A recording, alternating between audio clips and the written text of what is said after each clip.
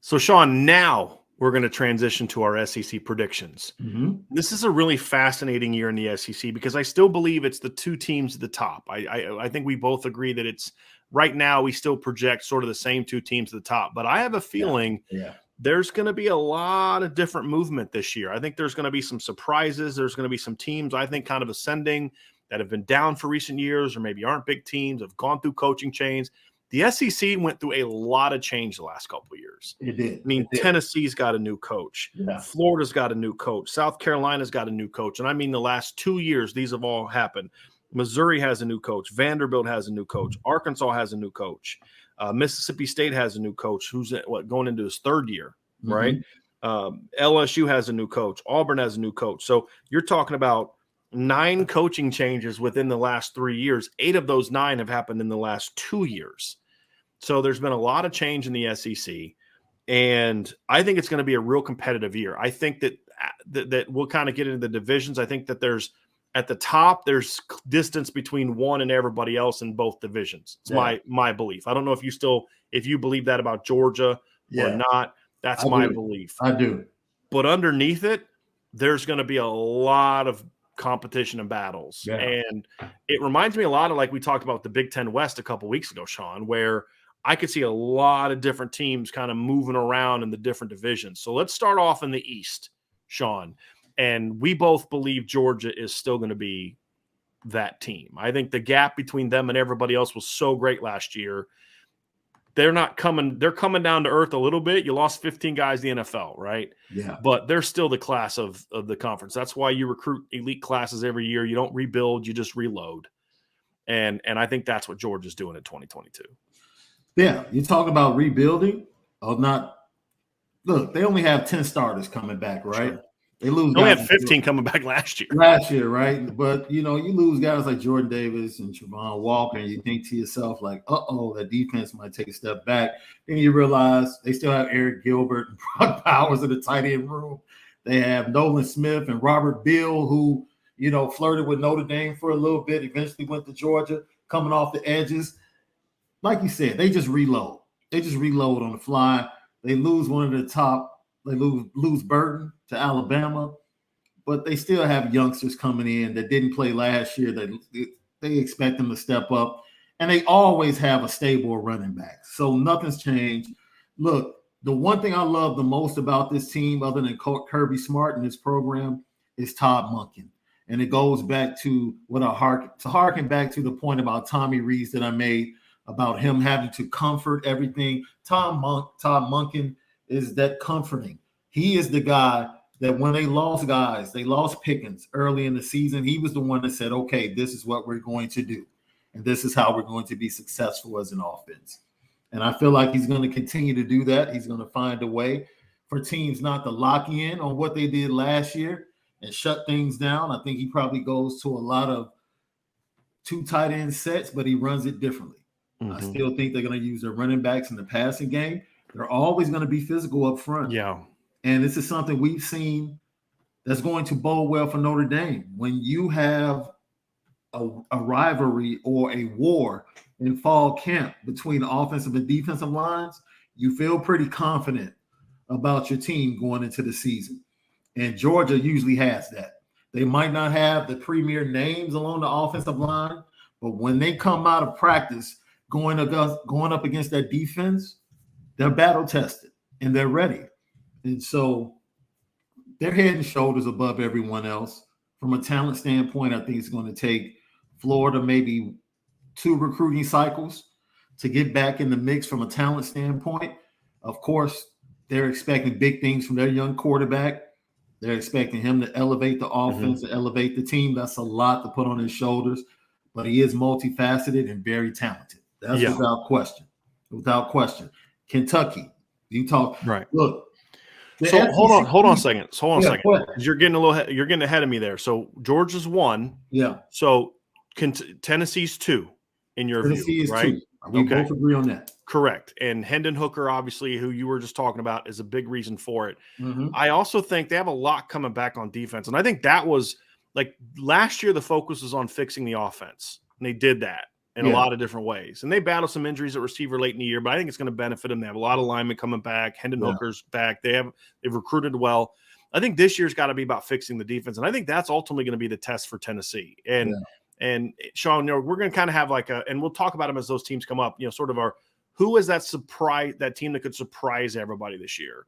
And then who's that team that's going to disappoint everybody this year? Yeah. Tennessee's the team that could surprise me, because I'll say this: if Georgia kind of goes through what they went through last year, I don't think they're as built as well to sustain the kind of injuries they had last year because of how much they lost. Like Notre Dame didn't lose much from their team last year.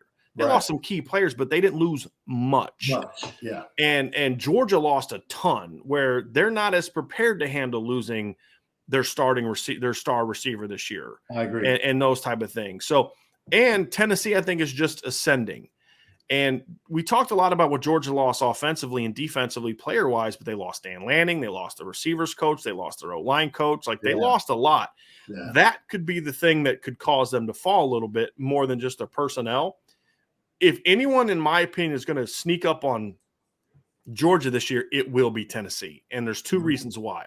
They have a dynamic quarterback. I love Hendon Hooker. Yeah. And he can make plays with his legs. I think they have talent around him and all that kind of stuff.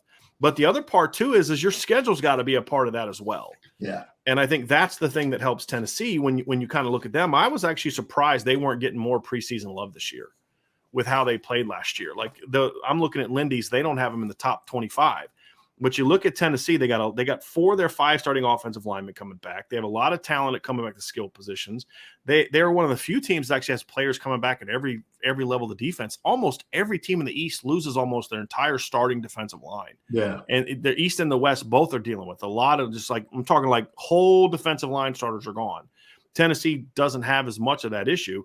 But also, here's the thing that helps them too. They get Florida at home. They get Bama at home. They get Kentucky at home. They get Missouri at home. Their road games, obviously, they play at LSU, who's down this year, in my opinion. Yeah. They play at Georgia, which is a battle. And then they have South Carolina and Vanderbilt on the road. Now, to me, all those games, except for Georgia, that they play on the road are teams that I think they have better roster than. Yeah. So I could see Tennessee being a team that kind of sneaks up a little bit on people this year.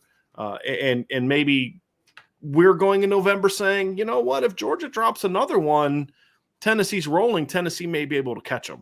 I think that's the only team that I think right now has a chance to kind of jump up and I'm not predicting it. I'm predicting Georgia to win the East. But let's just say I won't be nearly as shocked this year as I would have maybe been in the past. Yeah.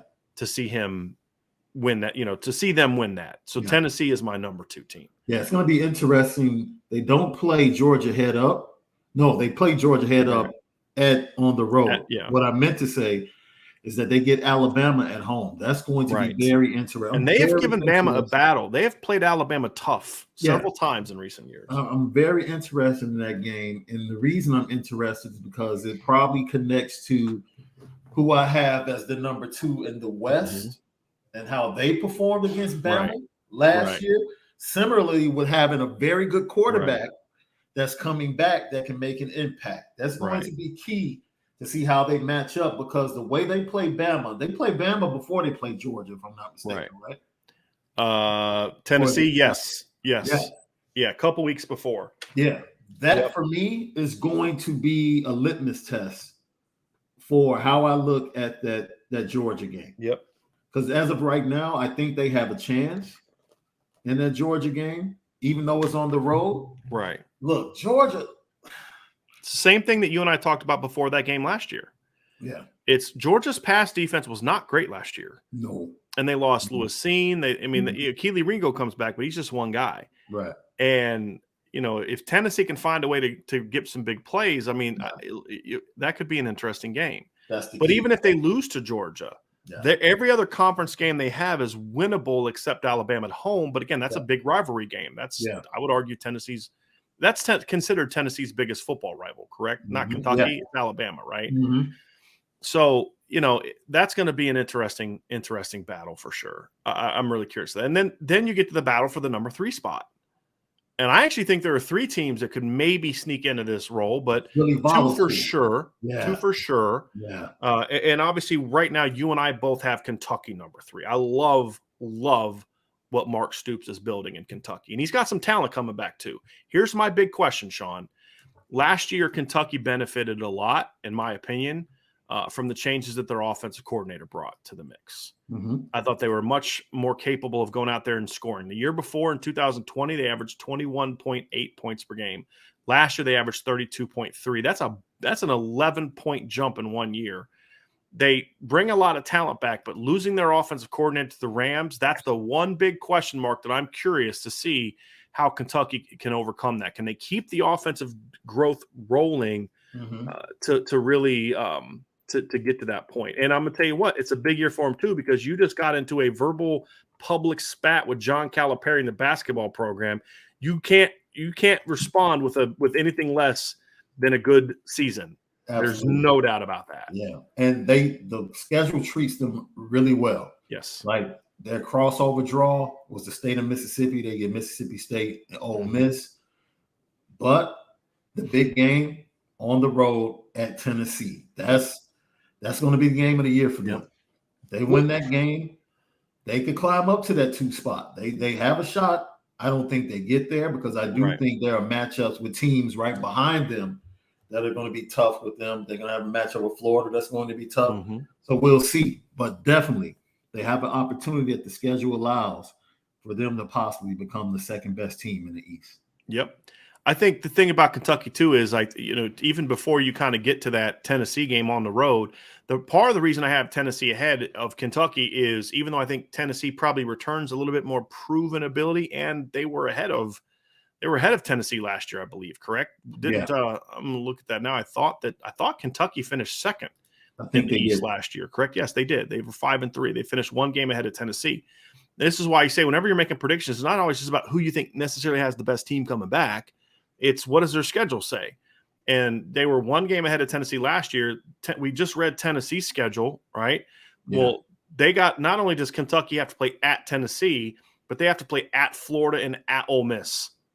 So they caught a break by not getting Bama, but they got to play Georgia at home, which I think Georgia's a bad matchup for Kentucky. Like, football's a game of matchups. Tennessee matches up against Georgia better than Kentucky does, even though Tennessee may not be, a dominant matchup over Kentucky, right? Yeah. But I do think that you have to look at it and see the schedule is, to me, for Kentucky was ultimately the reason why I decided to kind of go away from it. And look, Kentucky lost to Tennessee last year at home. Yeah. And so I do think that they're not a great matchup for Tennessee either, but they match up better. So the Florida game, to me, Shaun, in week 2 is going to tell us a lot about this battle for the number 3 spot in this division, because Florida's the next team for both of us. Like, South Carolina, I think, is kind of lingering down there. They got Spencer Rattler, who we think is overrated, but still a good quarterback. You got the tight end from Oklahoma. He's recruited well. They've got some talent coming back, really good running back coming back.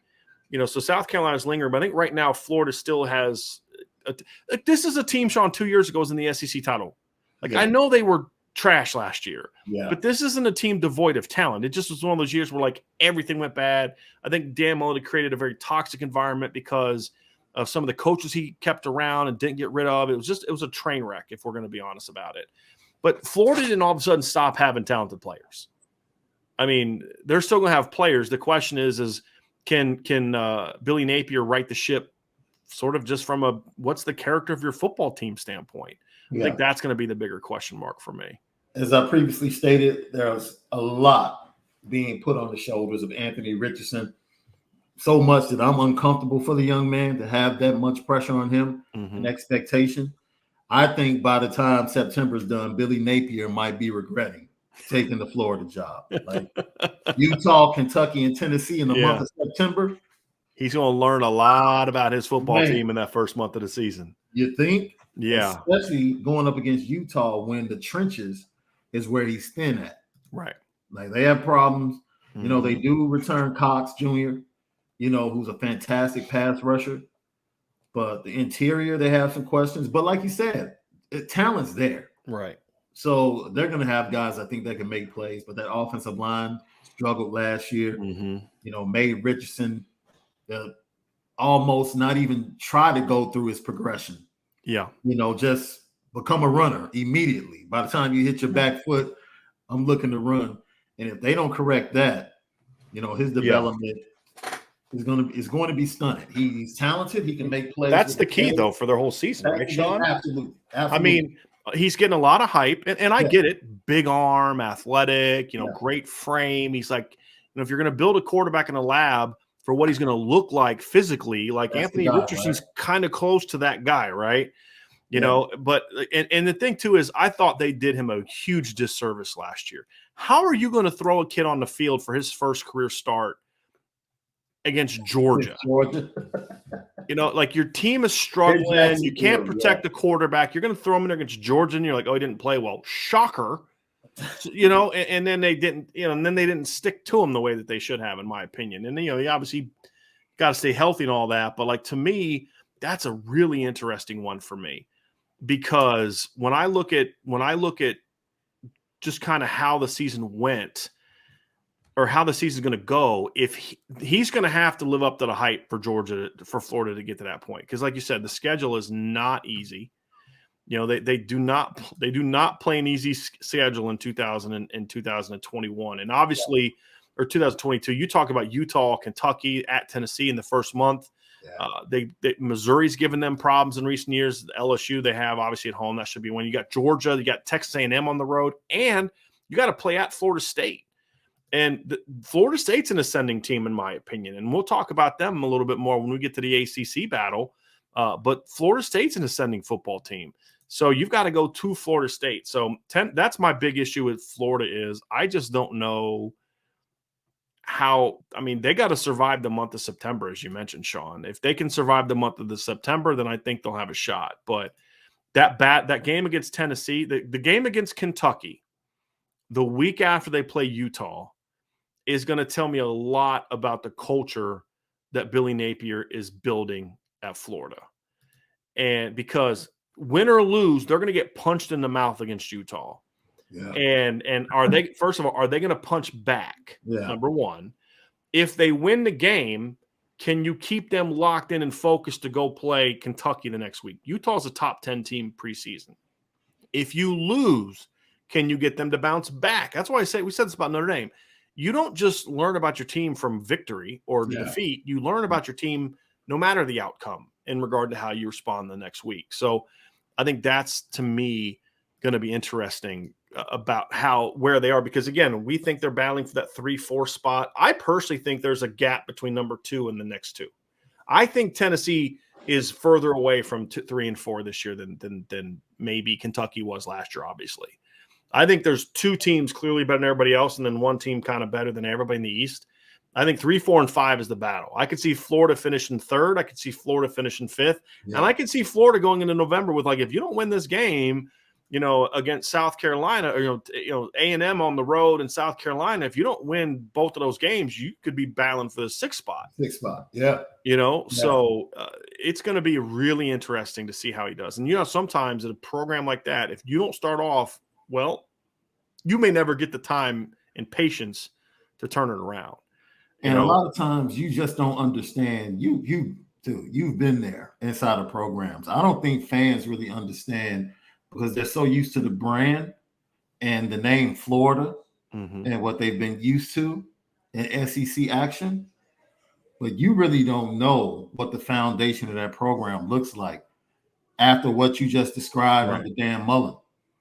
There might be some foundational things that are going to take a little bit longer. Right. Actually get rid of, remove, and build and lay. Yep. That might be a little bit more than this season. Yep. So Billy Napier has to decide, do I stay true to what's here and to myself and properly build? Like, he's trying to win every football game. And how do I explain this? Because I'm not trying to make it seem like coaches punt on seasons. That's not what I'm saying. There's more important things than doing whatever it takes to win every game on Saturday. You're trying to establish a culture. For the overall culture of the program. Right. And like you said, we just don't know. Only Billy Napier knows and his coaches. And like you said, the month of September is going to show them a lot. And it's really going to give them a true answer to what they have and who they are and what they need to continue to do moving forward in the 22 season. I think that's going to be a factor in that race as well. Like, because you just don't know where that program is. Yeah.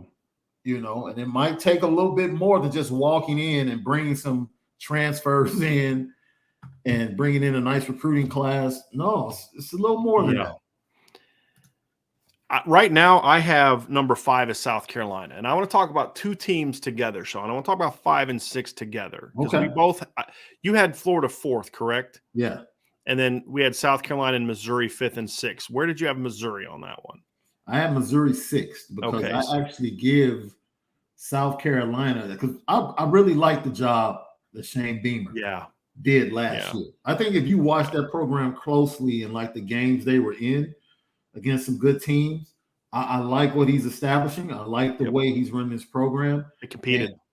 And I think, look, it's not like Spencer Rattler hasn't shown that he can be a really He's not a bum. No. He was overrated as like a 5-star, number 1 player, Heisman, but he's a good quarterback. Yeah. And he's certainly better than what they had last year. I mean, they were a mess. They had to get a GA to, who's going to coach that year to come and play quarterback for him. Absolutely. To me, what I like about South Carolina is they had no business, in my opinion, going 7-6 last year. None.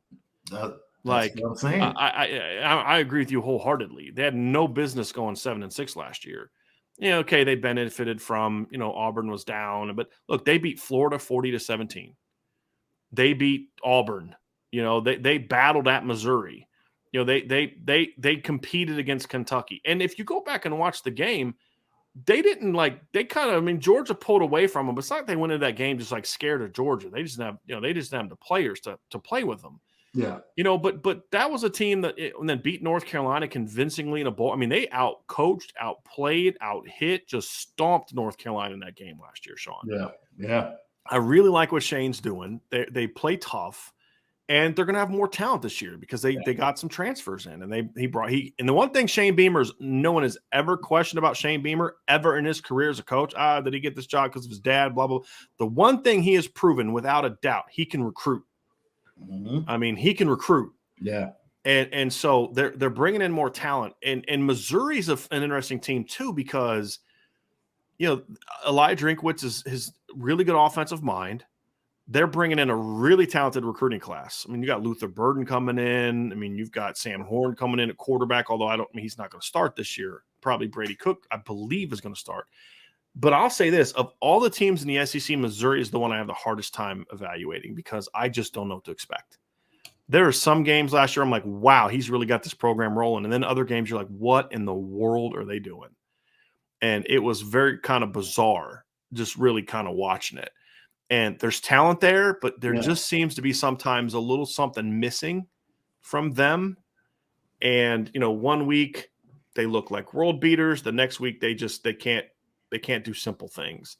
This is a big year for him because I honestly expected, and maybe this is unfair to them. Maybe this is sort of was my issue. I just expected a lot more of Missouri last year. I just thought they were going to be better. And to go 6-7 to me and then to lose to Army in a bowl game was really like, wow. Like every other game I understood. Yeah. They lost that ball. They shouldn't have lost to Boston College without Phil Dracovic. That's a bad loss, but it's at an ACC team. Fine. You lost to Kentucky by a touchdown. It's a good football team. You lost to Texas A&M at home. Okay, fine. But you got blown out. Yeah. And Texas A&M wasn't that good last year. You got blown out by Tennessee, 62-24. You got smacked by Arkansas. You got destroyed by Georgia.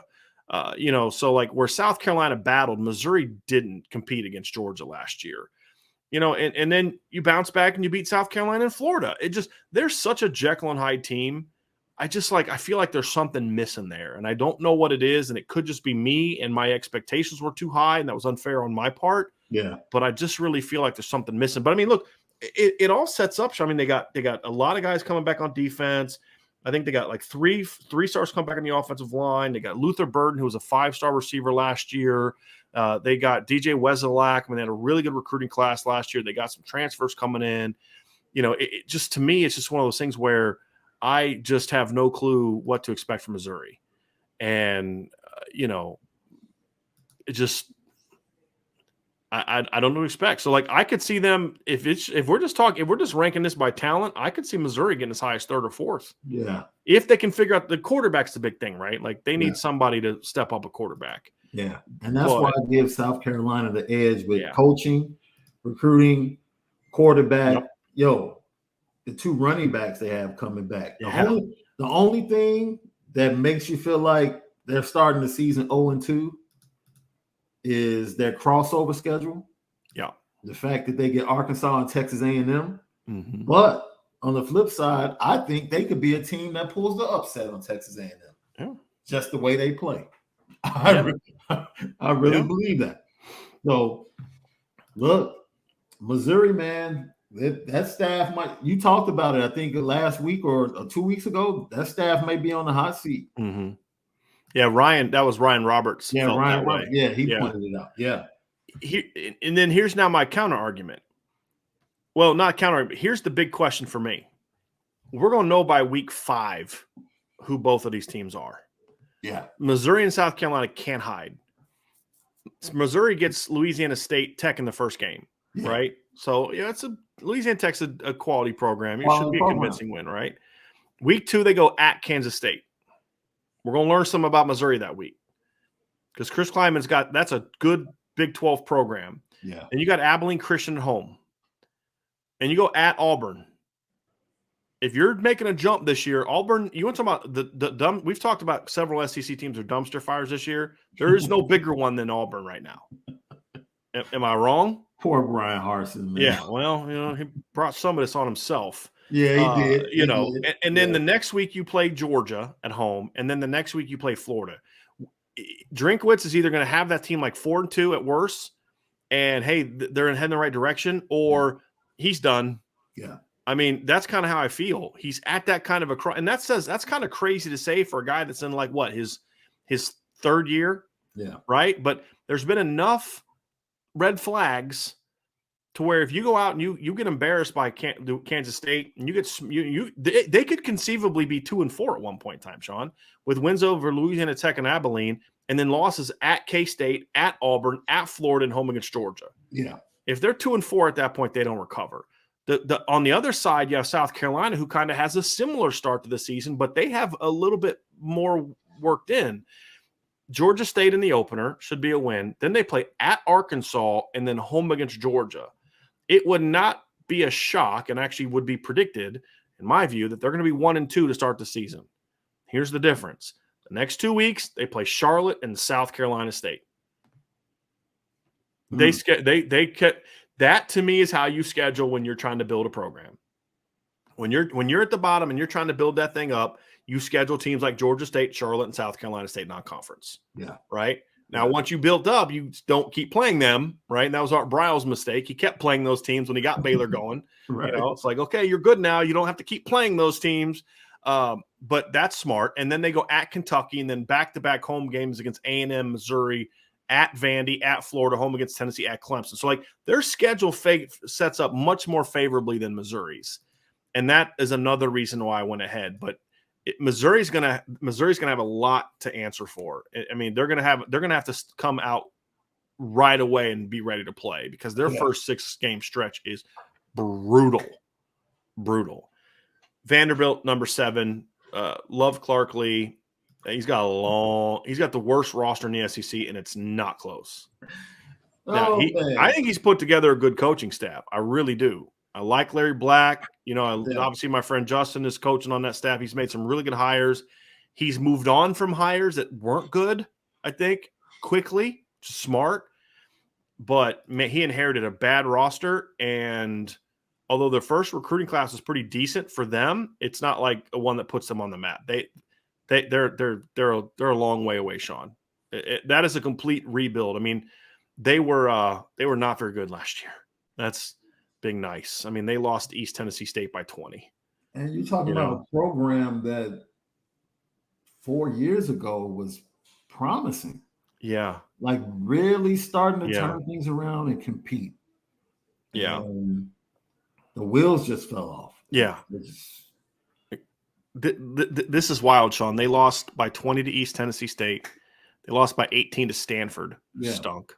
Lost by 62 to Georgia, 42 to Florida, 39 to Mississippi State, 17 to Kentucky, 14 to Ole Miss, 24 to Tennessee. They had 2 close losses. They lost by 9 to Missouri and 1 at South Carolina. Their 2 wins were a 3-point road win over Colorado State and a 2-point home win over UConn, who's terrible. They got outscored last year 189 to 430. They got a long way to go. A long way to go. So they were one of only 3. The next 2 teams in the conference that got outscored in the year, Shaun, South Carolina got outscored in the year by 18, and Missouri got outscored by 62. Like, they got outscored by 241.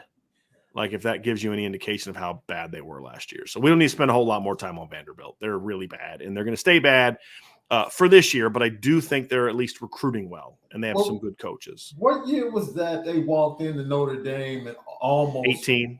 That pulled the upset? Yeah, they were tough, man. You really thought the program was going to take a turn for the better, but Derek Mason just couldn't build on it. Yeah. I mean, even that game, like, they lost Notre Dame, thinking, wow, they battled Notre Dame, but then the next week they went on the road, or they went back home, and against South Carolina at home got beat by 23. Yeah. And then the week after that, they beat Tennessee State by 4. So it's kind of like fool's gold a little bit. Yeah. They really weren't that good. And then they got to a bowl game against Baylor and got beat. And then the next year they went 3-9. And then after that, they went 0-9 the next year, and he was done. Yeah. I mean, at that point in time, he was done.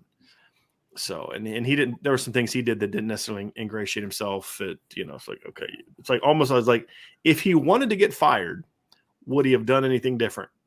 You know what I mean? Like, you kind of wonder that. Let's move on to the West, Shaun. Let's do it. Alabama's the number 1 team in the division, in the West. There's no doubt. Alabama, I'm fine with people putting Alabama number 1 preseason in the top 25. We'll do a top 25 show before the season starts. I personally would have Georgia number 1 just because my stance. I'm a believer in, you're the champs until somebody beats you. Right. Yeah. And that's just, so it's not that I think Georgia's the best team. It's just, that's a philosophy that I have. Right. But if somebody's going to put Alabama number 1, I'm good with it. Right now, Alabama has some question marks. And so this is the thing. There's this assumption Alabama's just going to steamroll everybody. And that may happen. But I do think there are some question marks for me for Alabama. Number 1, offensive line. There's one good thing and one bad thing happened to them this offseason. The bad thing, they lost some really good players from their offensive line, especially Evan Neal, who was a high draft pick. Yeah. The good news is I actually think they upgraded with the offensive line coach. I was not a big fan. You know this. I was not a big fan of the Doug Marrone hire. I thought that was a bad hire. I did. Yeah. And the reason I thought it was a bad hire is because that guy had been an NFL head football coach and a Division I head football coach. He was coming to Alabama to kind of get back to being an NFL football coach. You know what I mean? Like, I just didn't see that as being a move that was necessarily a great move. And I don't think their offensive line played great last year. I think they just were really talented, but I don't think they necessarily played great. They played, you know what? The funny thing is, you're right. I don't think they played great at all, but they had back-to-back really good games in the SEC championship game and then the semifinals against Cincinnati. But the SEC title game, yes, to a degree. Cincinnati was as much about what is Cincinnati doing, as much as it was them playing well. Yeah. But then you look at the new coach, Eric Wolford, who at Kentucky built some really good offensive lines with not having the talent he's going to have at Alabama. I mean, Kentucky had 2 or 3 offensive linemen get drafted last year. Kentucky.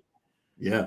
And they got a couple really good linemen coming back. Like, that was a big loss. We didn't talk about that during the Kentucky segment because I knew we'd talk about it here, but I think that's an upgrade. Receiver's an interesting story. Like, Ryan and I have talked a lot about this. He really likes Jermaine Burton, and I think Jermaine Burton's a good player. I think he's going to put up good numbers, but to me, he's not Jamison Williams. He's not John Mechie. He's definitely not Devontae Smith. And then after that, it's kind of like, what do you have after that? You got Tyler Harrell, who wrote a 4.18 or whatever Bruce Feldman said in his Freaks thing. Well, he had 17 catches last year. Like, he couldn't become is he a track guy or is he a receiver? Which one is it? You've got that young freshman and sophomore classes that are talented, but they didn't really show much last year. You just had JoJo Early just got hurt early, like this week, so he's out. Yes, you have Cameron Latou coming back. You lost some running backs, but they got Jahmyr Gibbs transferring in. You still got Jason McClellan. You still got Trey Sanders. Like they're very talented on offense, but it's one of those things where are they going to just steamroll everybody? I don't necessarily see that, and everybody's just assuming they're going to have the best defense of college football this year, and that's the thing I don't get. I think they have some individually great players, but I think as a whole, Alabama's got some question marks, especially in the secondary. They got this guy. Well, they had those guys last year, and they still weren't very good in the secondary. They had those guys 2 years ago, plus you had Patrick Surtain, and you still weren't a real good secondary. Did you see what Kyle Trask did to them in the, in the semifinal game? The thing that saves them defensively is it really might not matter because you may not have enough time to throw. Because you're not only have I always forget his name, the defensive end, Will Anderson. I always want to call him Tim Williams. I always want to call him Tim Williams for some reason. You're going to have him on the other side, but now Dallas Turner steps into more of a full-time role. Yeah. And that is about as of an athletic edged combo as you're going to find, in my opinion. Teams might not have enough time to actually take advantage of the weaknesses. Right. Like that. They might be that dominant with the pass rush and the front four that you can't go at the safeties. Right. You can't go with those at McKinstry, who struggled as a defensive back. And I don't know if he makes that much of a leap, but they're still going to be young on the back end. They're not big at their linebackers. Maybe you can line up and be physical. But it's just a lot because, they'll move Will Anderson inside. Right. In certain situations. Right. And just take, depending upon the offensive line they're going up against, like they search out the mismatch for him to see whether he can wreck the run game or wreck the passing game. And that's one of the most, it's like anybody else. You trust Nick Saban. That's really what it's all about. Like they lose talent, they get talent. What really sits there is that you trust Nick Saban to have his team ready. And if they slip up, more than likely, they go on a run after that loss. Oh, yeah. So they might lose a game. They're capable of losing a game. We didn't expect them to lose to Texas A&M. Right? And that's been the weird thing over the years with Nick Saban. Like, they never lose. They win every game that's like the big games. Like, they win almost every one. They've had a couple against Auburn. But other than that, it's always like they lost at home to Ole Miss. Yeah. Really? They lost to Texas A&M? Who's Johnny Manziel?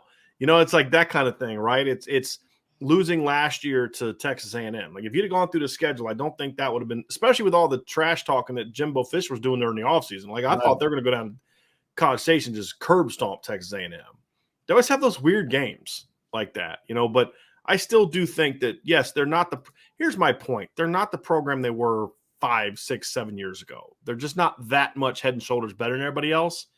But I still think they're probably, like right now, I'd say they're probably the team that if I had to pick a team to win it all, they'd probably be my pick right now. And a big part of it is because I'm really high on Bryce Young, and I think he broke out a year ahead of his schedule. I thought he was going to be good last year, like pretty in numbers would be really good. Yeah. But he was so much more poised than I thought. And he's always a smart kid, but he just looked a different level of poised. He just, we talk about that it thing. And Bryce is just special, and it's not like the receivers I have questions about are bums. They're not. They're really good football players. It's just, are they going to be quite as good as they were then? They lose some linemen. It's just, will those little things kind of stack up to maybe catching a loss? Yeah. But even if they lose, they're still going to win the West. You want guys like that in your program. You can talk about the talent of Dallas Turner, and I'll point back to this. People that watch our show have probably seen me mention it or heard me mention it multiple times. Look, Bryce Young came in and battled for the starting job and felt like he should have been the starter. Mm-hmm. He didn't pout. He didn't act like a brat. He didn't act like someone that was entitled. Mm-hmm. And he could have been. He was the number one player in the country. Absolutely. He went, and everything that he heard Mac Jones did, he did it. Mm-hmm. He hopped in the film room and watched every piece of tape twice, just like Mac Jones. He put in just as many throws, just like Mac. he raised his level to the expectation of Alabama football. And it's kind of like what we're talking about now. Like, you can come in, I don't care how good you were in high school. This is a totally different beast. Right. Like, the level of football we play here, now you have to come up to that level. And he took on the challenge. And I think that's why you saw that poise. Right. Because he was challenged by the internal workings of the program. Right. And when you have a program that can challenge your freshmen to elevate themselves to get to that level just to get on the field, what are they going to face on a Saturday that's tougher than that? Right. You know, and that's the process Marcus Freeman is trying to take his players through. Like, I'm trying to get you guys to this level. If you can get here in fall camp, the talent takes over at that point. Yeah. The talent takes over at that point. Who's your number 2, Shaun? I've got Arkansas number 2. Easily Arkansas. Yeah. Easily Arkansas. Like, their loss to Alabama was so impressive. Man.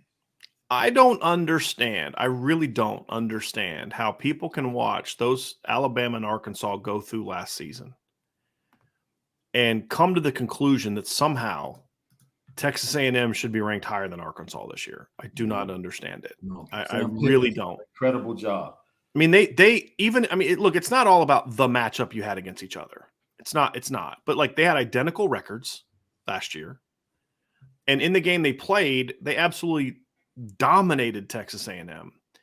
You know, you look at their losses, they had really one bad loss. That was the home loss to Auburn.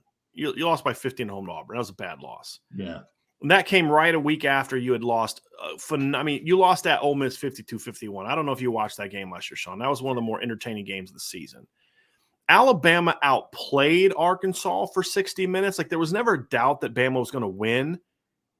But I love the fact that every single time Bama was ready to pull away, Arkansas would claw back in the game. Yeah. And I gained a lot of respect. And then how do you bounce back from that loss to Bama? You go out the next week and you smack Missouri in the mouth on short notice. It was a Friday game. It was on short notice. It was on short preparation, I should say, not short notice. Short week of practice. And then you go into the bowl game and you convincingly beat Penn State. It wasn't a great football team, but you convincingly beat Penn State. Georgia was not a bad loss. They got stomped, but I mean, you know, it is what it is. And then they thoroughly outplayed Texas. So I just don't understand why people are looking at Texas A&M and thinking that they somehow should be ranked higher than Arkansas. It does not make a lot of sense to me. It really doesn't. It's interesting you say that, because matchups make fights, right? Mm-hmm. And I think they had the matchup to be effective. They want to be physical and establish the line of scrimmage. And then they had Trayvon Burks, which is a big play guy. And they wanted to take advantage of you, play action and with movement in the pocket.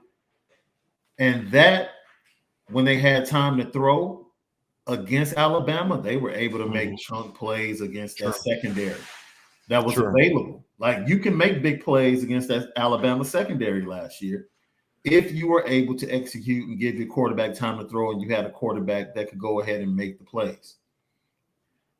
He also made plays with his legs off schedule, which always hurts Alabama defenses historically. And that reminds me of the way we talk about Arkansas is the way we kind of talked about Penn State previously in the Big Ten preview. Like, you know, just really, you know, look at the way they played Ohio State. Like, if they can get things together, that quarterback comes back healthy, and everything stays the way it is, they didn't match up with Georgia. Right. Because trying to establish yourself. They're a physical smash mouth football team that is playing a team that's that way too, but they're way more talented. Yeah, it's just a bad matchup. It's a bad matchup. So before they could even get to their play action, you know, pocket moving game, they couldn't even establish the foundation of what they wanted to do, and just got behind and then had to throw, and everything, you know, was just up in the air after that point. But no, they are, in my opinion, much better because of Sam Pittman and the job that he's done recruiting. Sam Pittman has been in recruiting wars with Notre Dame recently, which says a lot about where he's taking that program. He actually won a battle in the class of 23, and he lost a battle in the class of 23. So, and his class that's coming in is pretty good. So, when you have the trenches on both sides, a quarterback, the difference is who's going to be that playmaker, Brian. Who's going to step up and take the place of Trayvon Burks, make those big plays. That's the big question. That's the big question. Yeah. And if they can find someone, to step up from that young receiving core, then they're going to be cooking with grease. Yeah. Down in Fayetteville. But I love KJ Jefferson. I do. He's too. not sexy. He's not going to throw for 4,000 yards, but man, the kid's just a gamer. Yeah. And that game against A&M wouldn't have been as a competitive. He doesn't go down in that game. When he got knocked out, Arkansas was basically just like, look, we've got this one. Here's the thing for me too with them is they do have 4 starters coming back on the offensive line. They got Jadon Hazelwood, who transferred in from Oklahoma, who was a 5-star recruit. He's got to get himself back on track. I never thought he was a 5-star recruit, but he's got some talent. He's a kid that's got to step up and fill that role. But Trayvon Burks was a really good football player for them last year. The schedule's interesting too when you look at Arkansas. They start the season off against Cincinnati. That's going to tell us a lot. And then really the next 3 games, next 2 games, they're at home against South Carolina, home against Missouri State. They should be 3-0 to start the season. Yeah. The next month is gonna determine their season, Shaun. They play Texas A&M in Arlington, right? So okay, you got to continue establishing that dominance. Yeah. Then they play Alabama at home, right? That's going to be really interesting. Then they play at Mississippi State, at BYU, and then at Auburn. If they can get through that stretch with just 2 losses, they finish the season off at home against Liberty, LSU, and Ole Miss, and then at Missouri. That's a sneaky 10-win schedule right there. If they can just survive that, they got to beat Cincinnati opener. That's the first question mark, right? Yeah. You should. And this isn't a knock on Cincinnati, but Cincinnati lost a ton off their football team. They did. And Arkansas has a lot coming back. And so if you win that game, you're 3-0. Then it's the A&M game. If you can win that game, you're Arkansas could be, because like I said, if they're 4-0 after Alabama, Shaun, after Texas A&M, Alabama at home, at Mississippi State, at BYU, at Auburn, then 3 straight home games against Liberty, LSU, Ole Miss, and then at Missouri. They are I'm telling you, they're a sneaky 10-win football team this year if they can get through Cincinnati and A&M with wins. And neither of them are road games. They get Cincinnati at home and A&M in Arlington. It's a neutral site game for both of them. That's why Arkansas is my sneaky number 2 team in the conference this year. I don't think they're going to challenge Bama, but I think they're a team, meaning for the division, but I think they're a team that I'm really curious to see how they're going to do this year. Very curious how they're going to do. And A&M, I'm just not a believer. They weren't that good last year. No. They lost most of their best players. Max Johnson's a nice quarterback if he can stay healthy, but I just don't get. It's like they're the new Michigan. It's like they predict Michigan ever since Harbaugh got there. This is the year Michigan turns the corner and is a great team. That's what A&M is now. Yeah. How can you look at that? Well, they went 9-1, so you're going to take that one anomaly in a year where they only played SEC teams and ignore the 2 years before and the year after. That's what we're doing here now. Okay, makes total sense. I don't get the love fest with them at all. I really don't. And I'm going to tell you right now, it's not a lock they're going to beat Miami in the 3rd game of the year at home. It's not a lock. No. I agree. So Arkansas, look, I think KJ Jefferson is going to be so supremely confident this year. And Hazelwood might take that next step. He might. So I stopped short. Oh man. If it wasn't for Bryce Young, I would say they have a chance to upset Alabama. Mm-hmm. If it wasn't for Bryce Young. Yeah. I just feel like that dude it's very few quarterbacks that can pick a team up in the midst of a game and say, you know what? Yeah. Get on my back. I also think they're going to have a hard time protecting KJ for 60 minutes this year. Arkansas's got a really tough physical offensive line.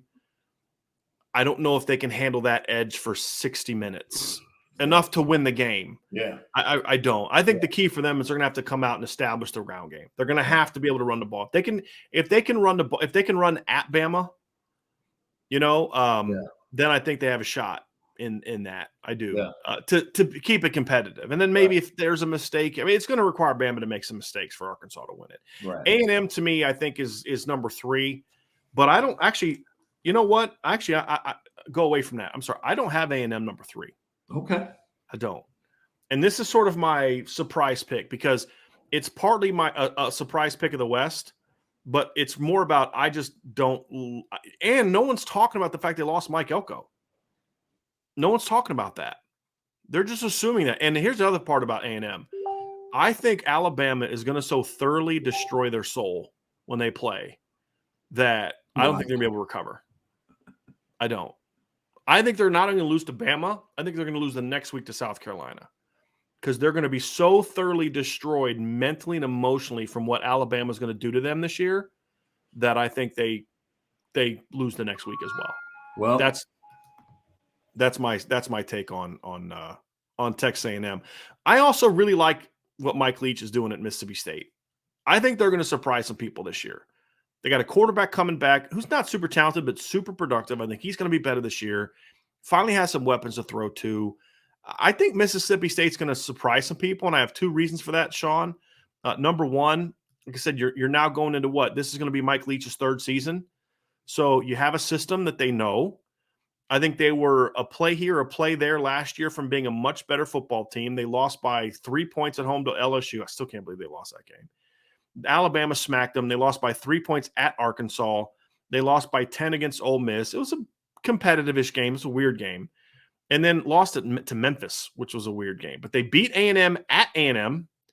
They beat NC State by 2 touchdowns. NC State was a good football team last year. They beat Kentucky by 2 touchdowns. They smacked Auburn on the road.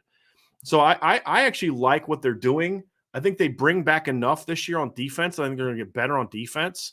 And when I look at their schedule, they got Memphis at home on the opener, and then they play at Arizona. That should be 2-0, although Arizona, I think it's going to be better. I like what Judd Fish is doing there. He's getting – there's nowhere to go but up, right? But, how much up are they going to go? Then they're at LSU. That should be a W. That early in Brian Kelly's tenure, this is not Brian Kelly's – he's got a lot to overcome. That's legitimate. Bash him and all that. We'll get to LSU, but that should be a win for Mississippi State. If they can't beat LSU that early in the season with all the issues going on with LSU – then they might be in trouble. But then they got Bowling Green at home, A&M at home, and Arkansas at home before they go at Kentucky, at Bama. Then they're back home, Auburn, Georgia, East Tennessee State before they go at Ole Miss.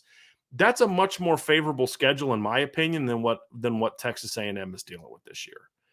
Again, that factors into it as well. A&M this year, as I mentioned, they have Miami in week 3. After playing Sam Houston State and App State. Then they're Arkansas on the road, at Mississippi State, at Alabama, at South Carolina, home against Ole Miss and Florida, then at Auburn, and then they finish against UMass and LSU. Now, I will say this. If Alabama gets through the Florida game with 2 losses, if A&M gets through Florida with 2 to 3 losses, then I think that I'll change my opinion because they're going to finish up at Auburn, home against UMass, and home against LSU. So if they're at 2 losses after Florida, they're going to be number 2 in the West, in my opinion. But I think they're going to have more than 2 losses at that point in time. So that's why I have Mississippi State ahead of A&M. What is your 3-4 at this point, Shaun? You're muted. A&M is my 3rd team. Okay. I'm just going to go ahead and stick and I think they're going to be able to. I told you, I think South Carolina gets them. Mm-hmm. So I do expect an upset, but I think they hold down the 3rd spot. And particularly because it's going to take LSU another year to really become a force in the West. You know what? And a lot of people, and I say this and I'm honest, man. One thing, you can say what you want to about Lane Kiffin. The dude can develop quarterbacks. He can get quarterbacks down there. figure out how to make them really when good. they got Jackson Dart, who That's was a right. highly ranked kid 2 years ago, transferring in from USC. Absolutely. So I just really think he's going to find a way to get that offense to produce, and I understand what you're saying. I think one of the Mississippi schools jumps up and has an opportunity to bite Texas A&M and possibly get that third slot. But I think Texas A&M is able to do it. And then I have the Mississippi schools probably would lean to Ole Miss over Mississippi State just because of, both guys can coach the quarterbacks. Yeah. Honestly. Yeah. What you're talking about, I just think I might take the talent at Ole Miss a little bit more than the talent at Mississippi State, but it's going to be I think both East and West in the middle are very volatile. It's going to be very volatile. You're thinking it's a lot like, and I agree. I think you're thinking the West after Arkansas is going to be a lot like the East.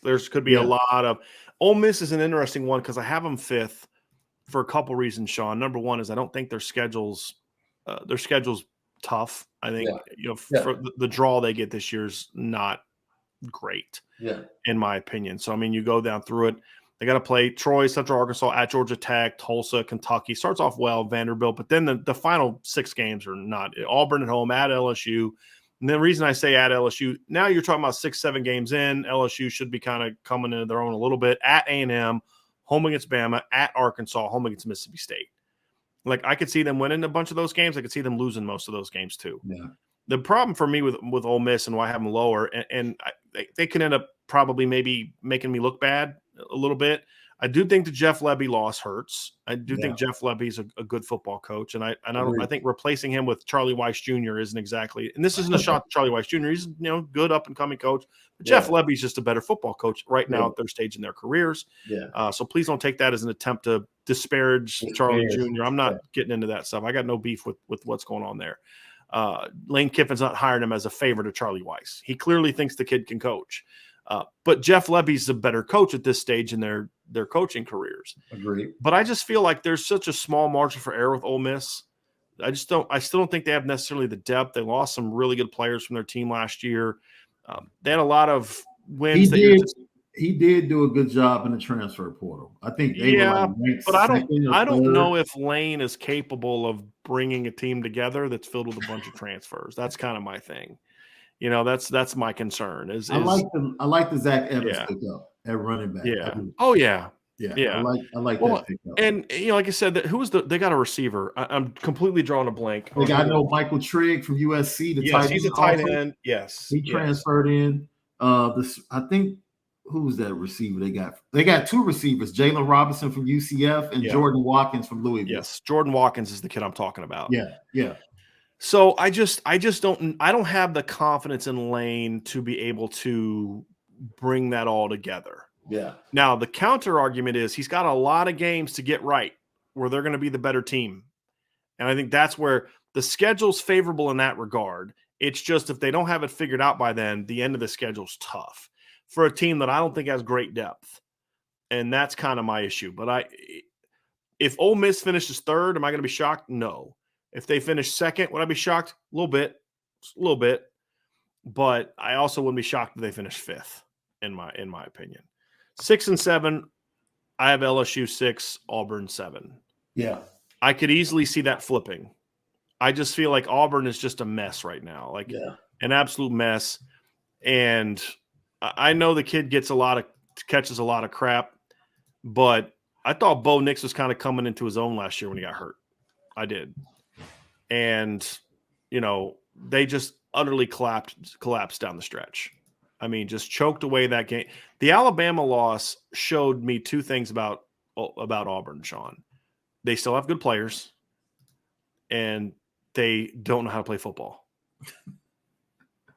Just little things like running out of bounds twice. The game was over. Yes. Running out of bounds twice. Yeah. And I always felt like Bo Nix just never got the respect that he deserved as a player. I mean, he won them games last year, and some of the games they lost, like the loss to Mississippi State, Bo played really well that game. Yeah. And then gets hurt.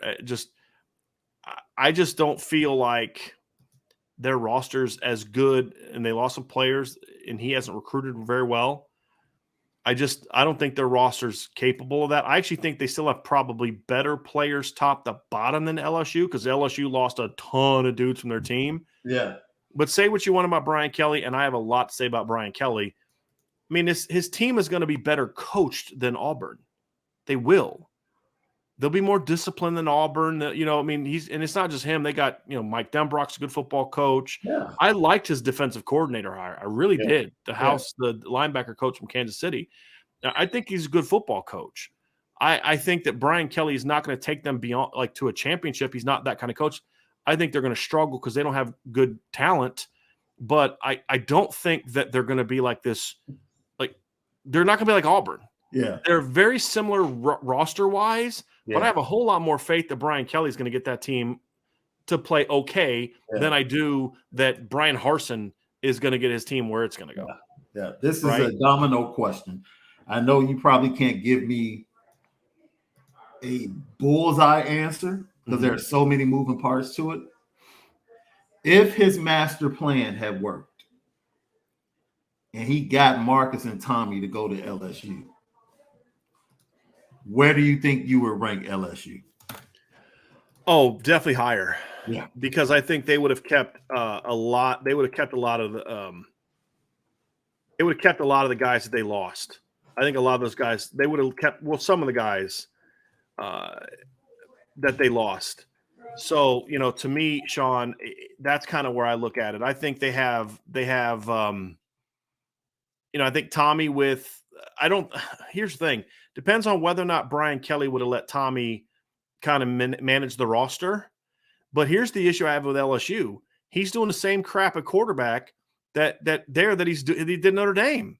He's giving like 4 guys equal reps. And, it's like, who's the guy? And it's like, what are you doing? Like, this is the stuff you did in Notre Dame that never worked. But he's going to have weapons. I mean, he's got one of arguably the best receiver in college football.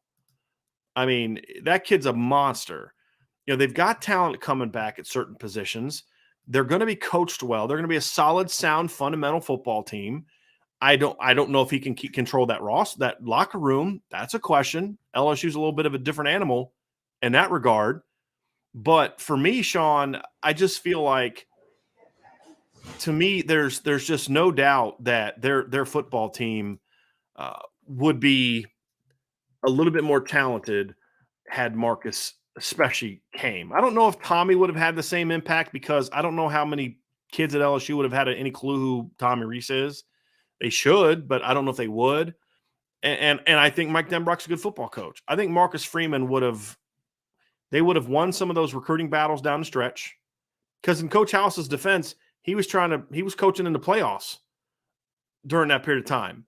When Marcus Freeman's out recruiting for Notre Dame, or would have been recruiting for LSU, he was out coaching in the playoffs. There was only so much he could do, and it's not like he had a head coach that was going to go on the road and do the work that he couldn't do, because he was coaching in the playoffs. So I just feel like they would have kept better players, and there'd be a no-brainer. I mean, I'd be talking about maybe LSU being higher than 6th. Yeah. 5th or 4th, because they would have kept some of those good players, and Tommy would have that offense, innovative and all those type of things. So, but Auburn to me is the other part of the Auburn thing, Shaun, is I don't think their head coach is going to be there all season. And that to me is going to do one of two things. And this is what I don't know. Does that mean that they fall apart, or does that mean that they rally? Because here's the issue with Auburn. Not only do they have all the issues, they have a brutal schedule. They start off with Mercer and San Jose State. Okay, that's fine. They got to play Penn State at home. You and I both think Penn State's going to be a better football team this year. Then they got Missouri at home, LSU at home. Then they play at Georgia, at Ole Miss, home against Arkansas, at Mississippi State, home against A&M, home against Western Kentucky, and at Alabama. Like, to me, those are some bad blowout losses on their schedule. And so by the end of Missouri, we're going to know if he's even going to have a job. If they lose to Penn State and Missouri, I think he's done. And I think that either they fire him, or the rumblings are so loud that the players just start tuning them out, because they're like, dude, you're going to get fired anyway. I'm not listening. Yeah. A guy who I don't think they overly respect anyway from some things I've heard and you read and all that kind of stuff. And then if you're able to somehow survive that, you got to go back-to-back games against Georgia and Ole Miss. And then you come home for that nice little get yourself right game against Arkansas. And then you're back at Mississippi State. Then you're A&M at home. And then if you are able to survive all of that, you got to go to Tuscaloosa to end the season. So I just think Auburn's going to be in trouble. I think they're going to be in a lot of trouble this year. Yeah, I forecast, I don't know about him not making it the full season, but it's going to be tough. It's going to be turbulence. Yes. All year. Yes. It's going to be pretty. He'll learn from this. Yeah. Hopefully he learns from this in life and in his coaching career. Yeah. Learn from it somewhere else. He'll learn from it and apply it at his next head coaching job. Because I don't think he necessarily wants to be. I mean, would you want to be there where you're surrounded by boosters who are just constantly trying to undermine you? Right? Yes. Like fire me if you're going to fire. Yes, exactly. I'm not walking away to do you a favor. Right. Exactly. You don't want me here? Let me go. Fire me and give me my give me my money. Yeah, exactly. Absolutely. Give me my buyout. Yeah. And that's what he should do, to be honest with you. And to me, it's I think they're going to struggle. Yeah. The schedule, the turmoil, the talent's not as good as it has been. I mean, you're hoping you're going to ride TJ Finley to victories. Come on now.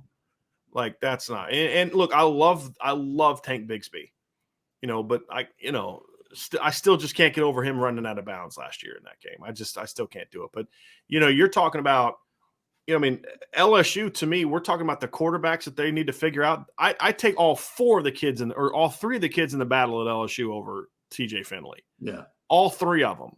I'll take Jaden Daniels. I'll take Nussmeier. I'm trying to even think of the other kid that they have. They got Walker. I mean, I'll literally take any scholarship quarterback LSU has over TJ Finley. Like, he's bad. So, I mean, it's going to be interesting. And as I said in a show yesterday, I believe the Auburn boosters have a insane lack of self-awareness of who they are as a program and respect for just decent human decency. And you don't realize how the Auburn program being what it is and the LSU program being what it is, like how that really impacts recruiting. Oh, yeah. Like when you see programs like that down, that's when it's time to swoop in and really dig into those states, especially dig into Texas, Louisiana, and kids that would have gone to those schools, they end up at Notre Dame or they end up at Ohio State. They come north, So you have maybe another year to maybe get on kids in 24. Yeah. But I think eventually LSU will get there. Sure. They'll build their fence around. Well, they just got Shelton Sampson the other day. They got Ricky Collins. Yeah. But they're going to lose more in-state battles than they have. But I mean, look, Brian Kelly, I've had friends say he'll be fired by the third year. I don't see that. Look, he's a good head coach, man. He's a good coach. He's not a great coach. No. He pissed me off. He doesn't deserve as much credit as he gets for Notre Dame. There's a lot of things about Brian Kelly I don't like. But Brian Kelly's won everywhere he's ever been. And it's not going to just all of a sudden change because I dislike him. So this year's going to be tough for him, though. Yeah. Because the roster's just not good because of how many kids they lost. Yeah. And their schedule's brutal.